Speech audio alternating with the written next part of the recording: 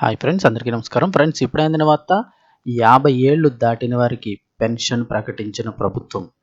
దానికి సంబంధించిన complete details తెలుసుకుందాము. వీడియో పూర్తిగా చూడండి. అలాగే తప్పకుండా లైక్ చేయండి. మరిన్ని అప్డేట్స్ కోసం ఛానల్ని సబ్స్క్రైబ్ చేసుకోండి. ప్రభుత్వం నుంచి వచ్చే ముఖ్యమైన అప్డేట్స్ అన్నీ కూడా మన ఛానల్ ద్వారా మీకు ముందుగానే తెలియజేయడం జరుగుతుంది.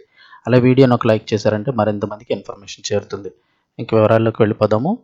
ఆంధ్రప్రదేశ్ ప్రభుత్వం అయితే కనుక ఈ మధ్య కాలంలోనే సిఆర్డిఏ పరిధిలో ఉన్న భూమి లేని రైతులందరికీ కూడా పెన్షన్ అయితే 5,000 రూపాయల పెన్షన్ అయితే మంజూరు చేయడం జరిగింది. అలాగే మరొక కీలక నిర్ణయం కూడా తీసుకుంది.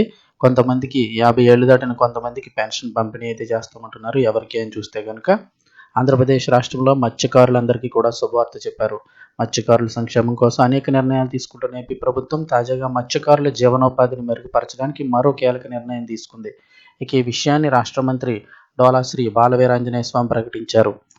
52 లక్షల రూపాయల విలువైన బోట్లు అందించనున్న సర్కారు ప్రకాశం జిల్లా టంగుటూరు మండలం తూర్పునాయుడుపాలెంలోని తన క్యాంపు కార్యాలయంలో జరిగిన కార్యక్రమంలో ఆయన మత్స్యకారులకు సాంప్రదాయ వలలు పంపిణీ చేసే కీలక ప్రకటన చేశారు. త్వరలోనే ప్రభుత్వం 52 లక్షల రూపాయల విలువైన ఇంజిన్లతో కూడినటువంటి బోట్లను అందజేస్తుందని ఆయన పేర్కొన్నారు.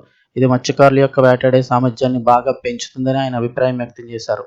ఇక మా ప్రభుత్వం మత్స్యకారుల సంక్షేమం కోసం అనేక పథకాలు తీసుకొస్తుందని చెప్పిన ఆయన మత్స్యకారులకు 40% సబ్సిడీతో ఆటోలు ఇవ్వడానికి చర్యలు తీసుకుంటున్నట్టు వెల్లడించారు. ఉదాహరణకి 2 లక్షల రూపాయల విలువైన ఆటో కొనుగోలు పైన 80,000 వరకు కూడా సబ్సిడీ లభిస్తుందని తెలిపారు. గతంలో మత్స్యకారుల కుటుంబాలకు 4,500 రూపాయల ఆర్థిక సహాయం అందిస్తే ప్రస్తుతం వేటకు వెళ్లే మత్స్యకారులకు 20,000 రూపాయల వరకు కూడా అది పెంచామని పేర్కొన్నారు. ఇక మరో ముఖ్యమైన అప్డేట్, మత్స్యకారులకు 50 సంవత్సరాల వయసు నిండిన తర్వాత పెన్షన్ సౌకర్యం కల్పిస్తామని హామీ ఇచ్చారు. ప్రధానమంత్రి మత్స్య సంపద యోజన పథకం కింద కేంద్ర సహకారంతో మత్స్యకారులకు రాయితీ పైన వివిధ రకాల పరికరాలను అందజేస్తున్నామని, అందులో భాగంగానే ఇంజన్లు, తెప్పలు, వలలు, పడవలు వంటివి ఉన్నాయని ఆయన పేర్కొన్నారు.